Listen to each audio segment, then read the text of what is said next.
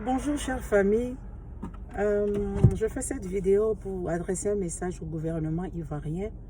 Et cette vidéo m'a été inspirée par le post d'un ami ce matin qui est à Abidjan, qui est un restaurateur, qui a dû donc mettre ses activités en stand-by parce que pour des mesures de prévention, tout le monde doit rester à la maison. Je suis d'accord avec ce que le gouvernement a décidé et que tout le monde reste à la maison et pour protéger la population.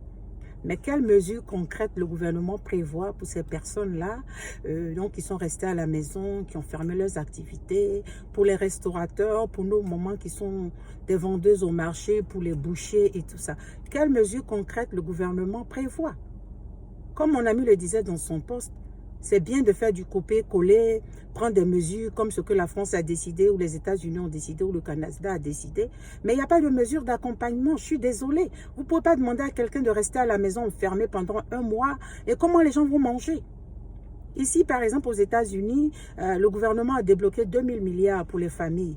En France, on a décidé qu'il n'y aurait pas de loyer payé. Il y a des choses, il y a des mesures d'accompagnement qui vont être faites. Même au Rwanda, en Afrique, on distribue des vivres de porte à porte. Selon des informations données par Jeune Afrique, la Banque mondiale a débloqué des fonds pour le coronavirus. Que va faire le gouvernement avec ces fonds? C'est vrai, on va acheter des masques, on va soigner les gens. Mais quand même, ayez pitié de la population. Nous sommes combien en Côte d'Ivoire? J'exagère, mais nous avons peut-être 30 millions d'habitants.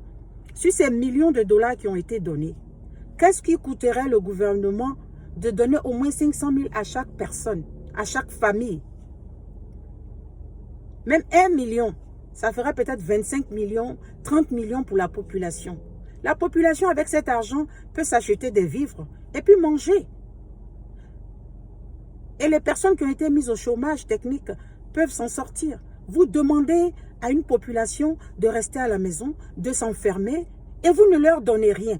Pendant ce temps, vous qui avez les moyens, vous partez et vous soignez au Maroc, ou bien vous partez réquisitionner des hôtels à Assini, vous mangez là-bas avec vos familles. Mais quand même, gouvernement d'Alassane Ouattara, aie pitié des gens, Ite Sabari. Quand même. Qu'est-ce que tu veux que les gens fassent? Les gens n'ont qu'à se confiner et mourir à la maison.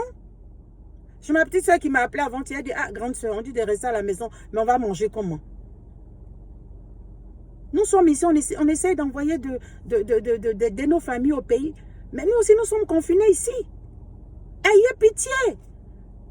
Il ne s'agit pas de prévoir 75 milliards pour la prochaine campagne présidentielle, même si vous prenez 1 milliard dessus pour aider les pauvres populations. Parce que c'est cette population-là qui vous a mis au pouvoir. Et cet ami dont je parle, c'est un défenseur farouche du gouvernement ivoirien. C'est quelqu'un qui a toujours défendu bec et ongle ce gouvernement. Mais aujourd'hui, il se pose des questions. Mais que fait le gouvernement pour nous?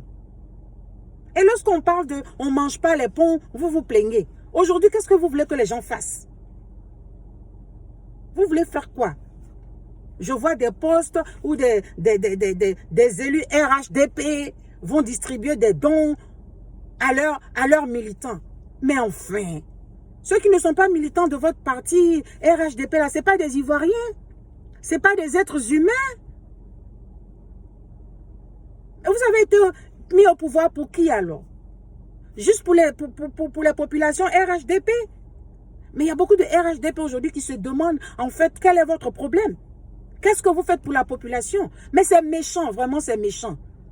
J'espère que ce message-là va arriver où ça doit arriver. Ayez pitié de nos parents qui sont en Côte d'Ivoire. Ayez pitié de nos mamans qui sont dans les marchés. Ayez pitié de nos frères qui sont dans le secteur informel. Les coiffeuses, les maquilleuses, les tresseuses, les restaurateurs.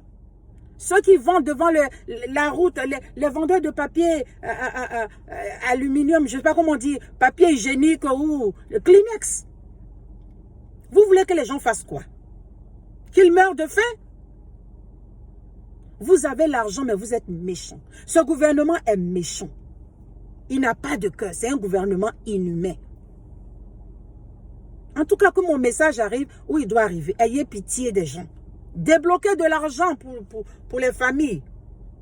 Le Rwanda a commencé à faire du porte-à-porte, donner des sacs de riz, distribuer des vivres aux populations. Que fait le gouvernement ivoirien? Que nenni, on ne fait rien. On va s'enfermer à Assini. Mais Alassane, vraiment, tu exagères. Moi, je n'ai pas de parti pris. Hein. Je fais ça parce que je suis ivoirienne et je suis vraiment écœurée de ta méchanceté. Ce gouvernement est inhumain. Ce gouvernement est méchant.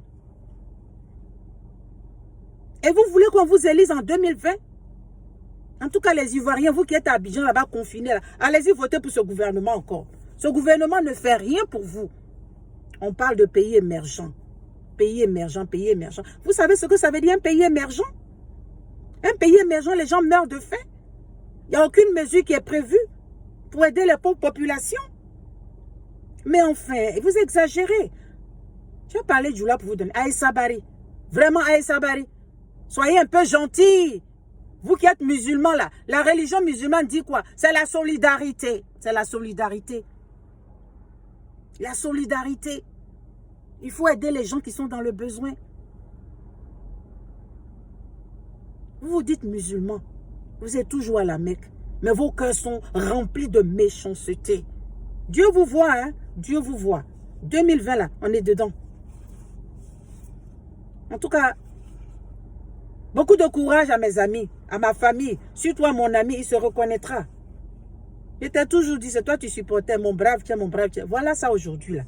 Un méchant monsieur, un méchant président. Il ne pense pas à sa population. Tout ce qu'il veut faire, c'est mettre quelqu'un au pouvoir qui va pouvoir manipuler. Ça ne passera pas. Ça là, ce n'est pas un poste politique. C'est un cri de cœur que je lance ce matin. Parce que je suis fatiguée. J'en ai marre. Ayez pitié de nos familles en Côte d'Ivoire. Ayez pitié. Ayez pitié. Ne soyez pas si méchants. Ouattara, ne sois pas si méchant. Gouvernement ivoirien, ne soyez pas si méchant. Même si chaque ministre même donne 1 million, 1 million, 1 million là. On va atteindre les 30 millions là. Vous pouvez donner ça aux populations. Mais vous êtes tellement méchants. Vous mettez vos familles à l'abri. Vous vous évadez. Et vous laissez nos populations comme ça. Mais Dieu ne dort pas. Dieu ne dort pas. Dieu va nous débarrasser de ces méchantes personnes-là un jour. Regardez-moi ça. Vous êtes trop méchants. Partagez cette vidéo-là. Excusez-moi si je crie, mais je suis énervé, quoi.